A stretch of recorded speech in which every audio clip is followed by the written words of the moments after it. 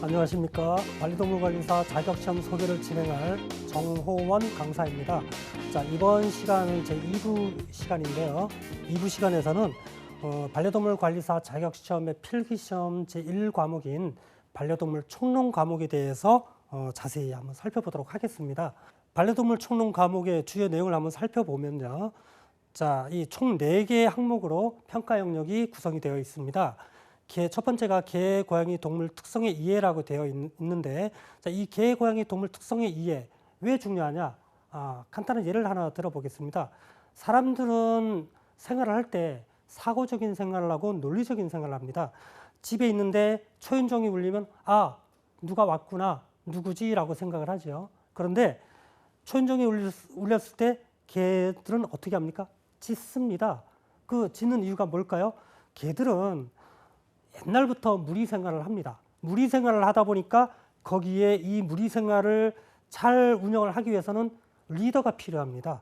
우두머리가 필요하죠. 그래서 우두머리 힘 겨루기를 해서 우두머리가 생기고 나면 나머지 그 무리 구성원들은 엄격하게 서열 체계로서 그 무리가 형성이 운영이 됩니다. 자, 그러다 보니까 제대로 교육이 안 돼 있는 그러한 특성에 의해서 제대로 교육을 받아야 되는데 교육이 안 돼 있는 강아지들이 대부분이다 보니까 이 개들은 어떻게 됩니까? 초인종이 울린다? 그러면 일단 경계를 하죠. 우리 무리를 보호하기 위해서 무리의 구성원들에게 여기에서 무리란 바로 아빠, 엄마, 동생들입니다. 사람들이죠. 그네들에게 알리기 위해서 짖습니다. 예. 그런데 사람들은 어떻게 합니까? 너 하지 마. 왜 짖어? 라고 하죠. 예, 많은 말들을 쏟아내는데 우리 개나 고양이는 다시 말씀드리지만 논리적인 사고를 못하고 사람의 언어를 이해할 수가 없습니다. 단 사람의 표정을 통해서 뭔가 약간의 감각적으로 추측만 할 뿐이지 절대 단어를 이해할 수가 없습니다. 자, 그러다 보니까 어떤 문제 행동들이 발생하고 트러블이 발생하는 것입니다. 자, 그래서 이 개나 고양이 동물 특성을 이해하지 못하면 이 반려동물 산업 직종에서 직무를 수행할 수가 없습니다. 자, 그리고 고양이 한 가지 예를 들면 고양이는 야행성이죠. 낮에는 자주 많이 잡니다. 근데 밤에 이제 일어나서 활동을 시작하는 게 고양이의 습성이에요. 사냥 본능도 있죠. 그런데 사람은 어떻게 낮에 일을 하고 저녁에 피곤해서 자는데 고양이는 일어나서 활동을 합니다. 그렇다 보니까 또 트러블이 발생을 합니다. 자, 그래서 걔네들의 특성을 이해하고 걔네들을 사람의 생활에 어느 정도 적응할 수 있도록 훈련도 시키고 교육을 시켜야 됩니다. 그래서 이러한 개, 고양이, 동물 특성을 이해하는 부분이 반드시 필요합니다. 자, 두 번째로 동물보호법 및 관계법규 이해. 우리가 동물보호법에는 동물 학대에 대한 처벌 규정부터 해서 동물 관련 영업의 종류부터 다양한 부분들이 규정이 되어 있습니다. 이러한 내용들을 모르고서는 업무 수행을 할 수가 없죠. 자, 그리고 개, 고양이 사회와의 이해라고 했는데, 자, 처음에 우리 동물 특성을 이해할 때 예를 들어 설명을 드렸지만 이 개나 고양이 동물적인 본능에 의해서 생활하던 애들이 사람의 생활에 적응해서 살기 위해서는 얘네들이 사람의 생활에 잘 적응할 수 있는 사회화 과정이라는 절차가 반드시 필요합니다. 시기적으로 꼭 해줘야 되는 시기도 있고 또 전 생애에 걸쳐서 이러한 부분들이 지속적으로 이루어져야 됩니다. 그래서 이런 개, 고양이 사회화에 대한 이해 지식이 반드시 필요하고요. 그리고 반려동물과의 트러블이 이해라고 했는데, 자, 어떠한 이러한 지식들이 부족해서 또는 지식을 갖고 있다 하더라도 또 어떠한 상황에 의해서 트러블이 사람과 반려동물의 관계에서 트러블이 발생할 수 있습니다.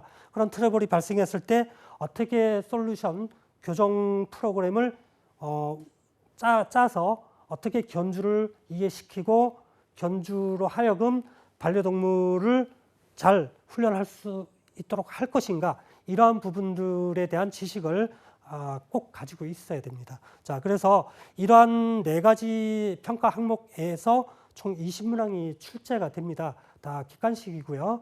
여기에서 60점이죠. 12문항 이상을 득점을 해야지 됩니다. 자, 그러면 이러한 반려동물 총론 과목에서 출제되고 있는 기출문제를 한 가지 한번 살펴보겠습니다. 자, 첫 번째 문제, 난이도가 좀 낮은 문제인데요. 개의 습성에 대한 설명으로 바르다고 할 수 없는 것은 1번 사회적 동물로서의 습성으로 무리지어 살고 해당 무리 안에서 서열을 정한다. 자, 맞습니다. 반려동물, 개는 사회적인 동물입니다. 무리 생활을 하죠. 우리 TV에서 어떤 그 들개들을 많이 보셨을 겁니다. 늑대 무리들, 무리를 지어서 사냥을 하고 같이 공동 생활을 하고 육아도 공동 육아를 합니다. 자, 그래서 이 무리 안에서는 엄격한 서열 체제가 갖춰져 있습니다. 그래서 1번은 맞는 것이고요. 2번 계급의식이 강한 습성으로 자신보다 강하고 먼저 행동을 실시하는 개체를 상위로 인정하는 경향이 있다. 이것도 맞습니다. 자, 여기 보시면 먼저 행동을 실시하는 개체를 상위로 인정하는 경향이 있다. 우리가 개를 키우시는 분들이 이제 그런 모습을 많이 목격할 수 있는데요. 산책을 하다 보면 목줄에 끌려 다니시는 분들이 많아요. 개가 앞에서 막 이렇게 치고 나갑니다. 작은 품종인데도 불구하고 개가 앞에서 나갑니다. 자, 이러한 부분들이 뭐냐면 개는 그 개체는 지금 산책을 시키고 있는 이 주인, 사람의 입장에서는 주인인데 주인보다 서열이 더 위라고 생각을 하는 겁니다.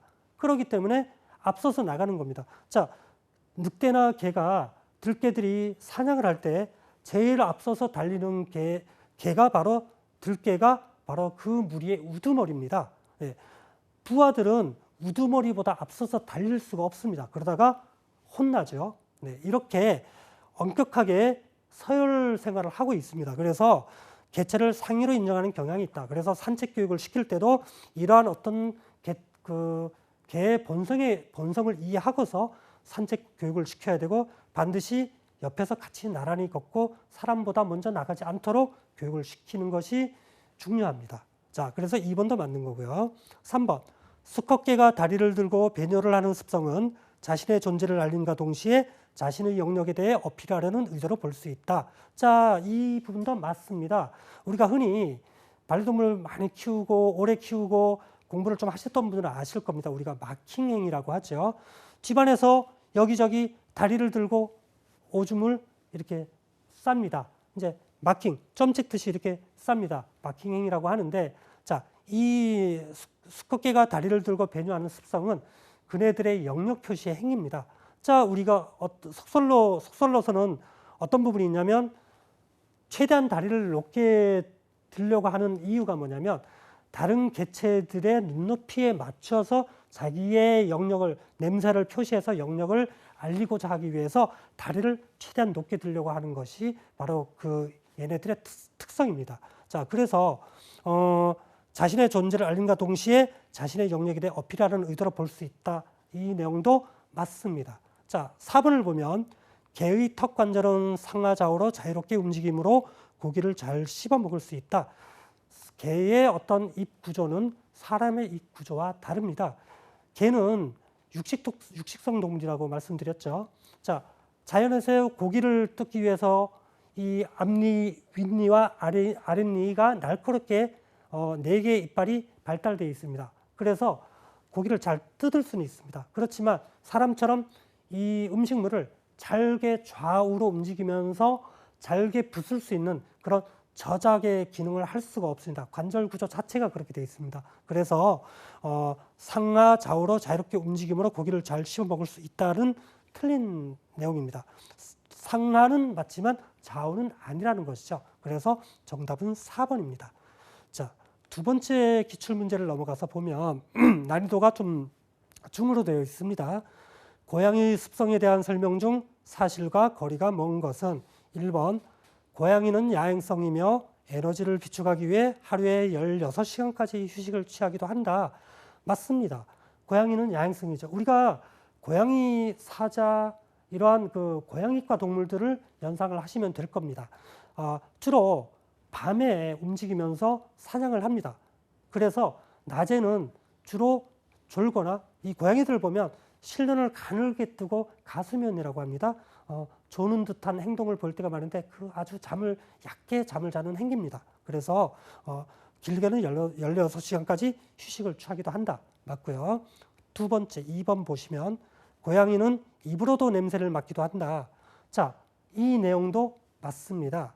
입으로 냄새를 맡는다. 우리 이 내용을 플레멘 행동이라고 하는데 고양이뿐만이 아니라 개나 소나 말이나 이런 척추동물과에서 볼 수 있는 그 행동입니다.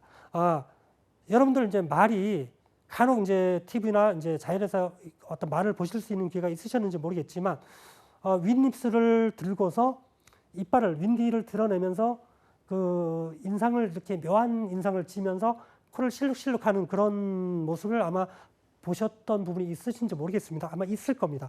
그런 부분이 바로 입으로 냄새를 맡는 겁니다. 자, 입에는 우리 사람에게는 그러한 기관이 이제 퇴행이 됐는데 입속에 야콥슨 기관이라는 부분이 얘네들에게는 있습니다.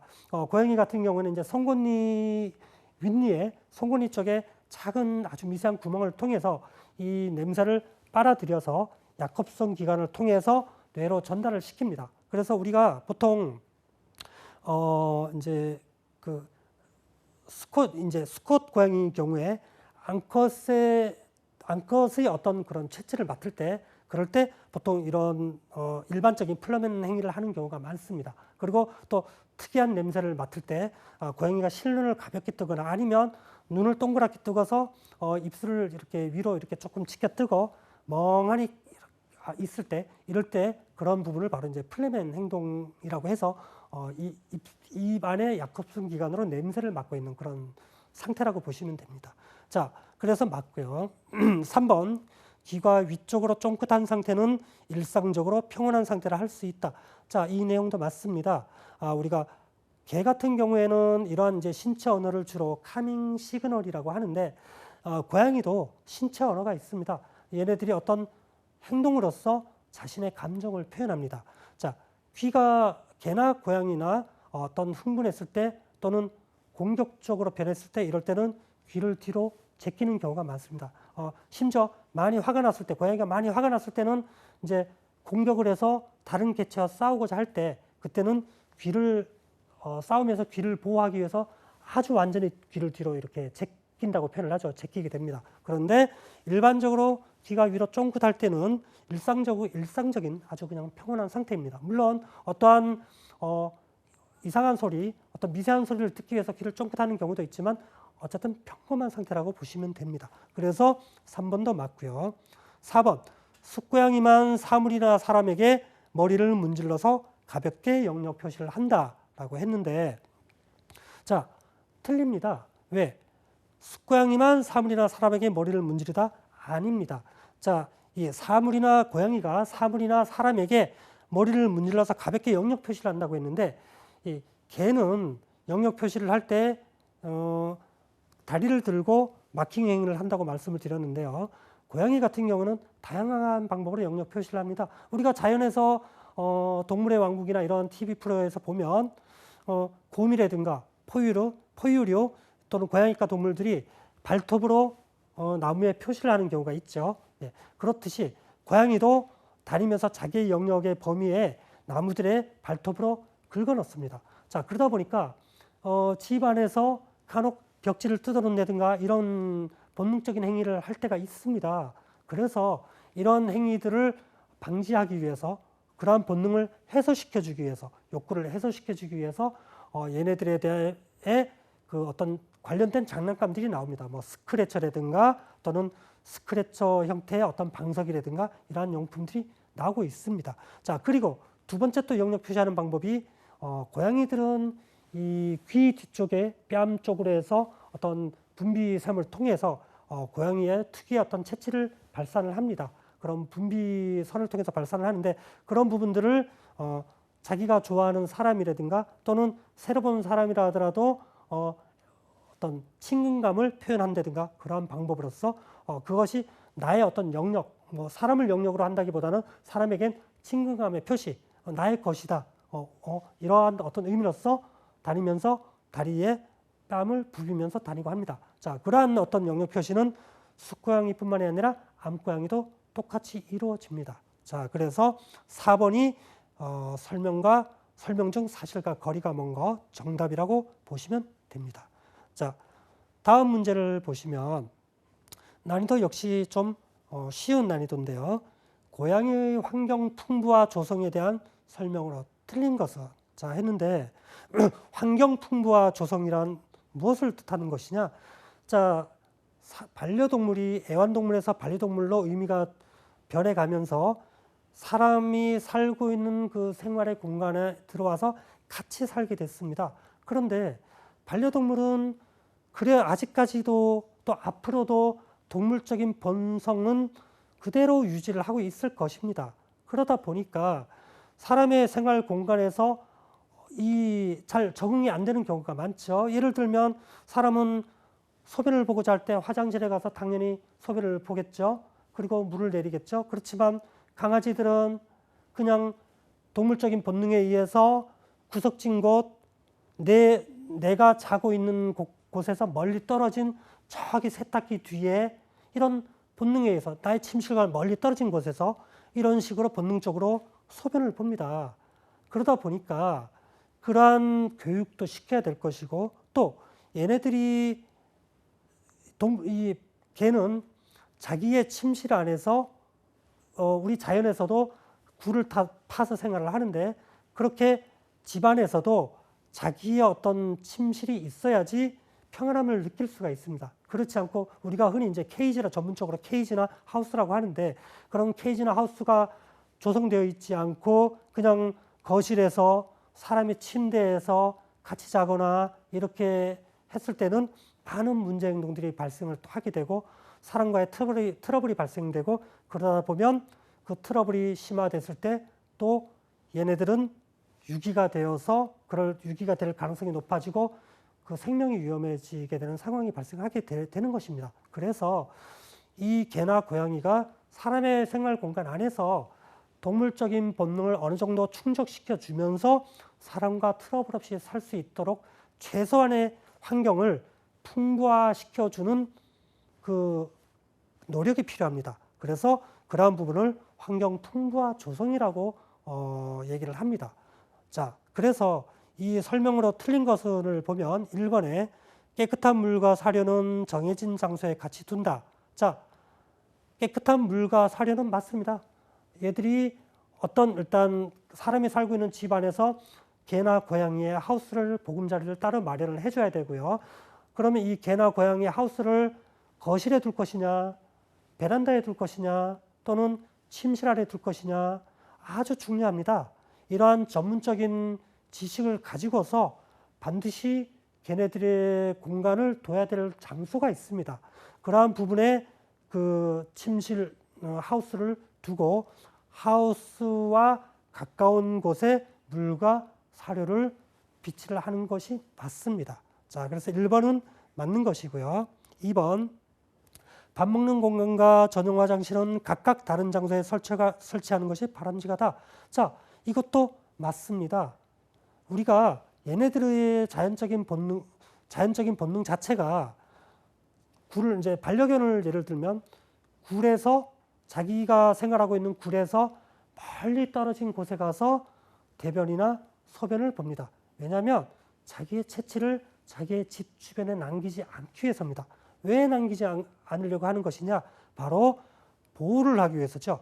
다른 개체, 다른 종족의 공격을 미연에 방지하기 위해서 자기의 거처를 들키지 않기 위해서 체취를 남기지 않기 위해서 가급적 멀리 떨어진 곳에 가서 소변을 보고 대변을 보는 겁니다. 고양이 같은 경우에는 떨어진 곳에 가서 소변과 대변을 보고 흙으로 매립을 합니다. 네, 그래서 고양이 같은 경우는 집 안에서 고양이의 전용 그 화장실에 모래라고 하죠. 고양이 전용 모래를 꼭 비치를 해두게 됩니다. 그래서 얘네들이 대소변을 보고 모래로 덮는 습성이 있기 때문에 그렇게 환경 풍부화를 조성해 주는 것이 맞습니다. 자, 그래서 2번도 맞는 설명이고요. 3번 캣타워와 스크래처는 필수품이다. 맞습니다. 캣타워, 고양이들은 고양이과 동물에 속하는데요. 사자, 고양이, 또 우리 호랑이 이런 고양이과 동물들은 높은 것을 좋아합니다. 왜냐하면 사냥하는 습성, 독립적으로 개와 달리 독립적으로 생활하는 습성이 있는데 독립적으로 높은 곳에 올라가서 사냥감을 물색하고 자기의 위치를 들키지 않는 높은 곳을 올라가서 그러한 사냥감들을 살펴보고 하는 그런 어떤 그 본능들이 있습니다. 그래서 집 안에서는 얘네들이 장롱 위에 올라가거나 냉장고에 올라가거나 이런 행위를 하는 겁니다. 그래서 그런 본능이 있는데 걔네들을 혼내거나 뭐라고 하고 걔네들 이해를 못하게 되면 또 트러블이 발생을 하는 것입니다. 그래서 캣타워라는 제품들이 시중에서도 나오고 또 우리가 직접 만들어서 설치하기도 하고 합니다. 고양이가 아주 거기에서 생활할 수 있는 중요한 놀잇감의 하나가 될 수가 있겠죠. 반드시 필요하고요.